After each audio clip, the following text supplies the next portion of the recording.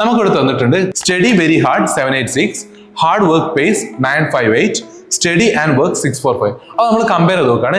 ഇവിടെ ഈ രണ്ടിൽ ഒന്നാമത്തെ സ്റ്റേറ്റ്മെന്റ് രണ്ടാമത്തെ സ്റ്റേറ്റ്മെന്റ് എടുത്ത് നോക്കുമ്പോൾ രണ്ടിലും കോമൺ ആയിട്ട് ഒരു വേർഡ് ഉണ്ടല്ലോ, എന്താണ്?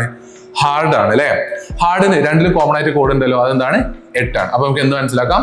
ഹാർഡിന്റെ കോഡ് എന്തായിരിക്കും? 8 ആയിരിക്കും. അപ്പൊ ഞാൻ എന്ത് ചെയ്തു?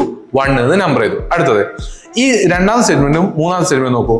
വർക്ക് പേസ് ഉണ്ട്, സ്റ്റഡി ആൻഡ് വർക്ക് ഉണ്ട്. രണ്ടിലും കോമൺ ആയിട്ട് എന്തുണ്ട്? വർക്ക് ഉണ്ട്. അപ്പൊ ഞാൻ വർക്കിന് നമ്പർ 2 കൊടുത്തു.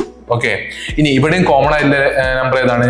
5 ആണ്. ഇവിടെയും 5 ഉണ്ട്. അപ്പൊ ഞാൻ 5 എന്താണ്? വർക്കിന്റെ കോഡായിരിക്കും മനസ്സിലായി. ഇനി ഒന്നാമത്തെ മൂന്നാമത്തെ നോക്കൂ. രണ്ടിലും കോമൺ ആയിട്ട് എന്തുണ്ട്? സ്റ്റഡി ഉണ്ട് അല്ലെ.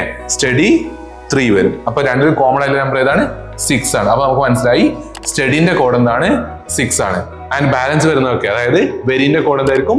7 ആയിരിക്കും. പേസിന്റെ കോഡ് എന്തായിരിക്കും? 9 ആയിരിക്കും. ആൻഡിന്റെ കോഡ് എന്തായിരിക്കും? 4 ആയിരിക്കും. ഇനി ഇത് റിലേറ്റഡ് ക്വസ്റ്റ്യൻ നോക്കാം. Which of the following is the code for very? Very എന്ന വേർഡിന്റെ കോഡ് എന്താണ്?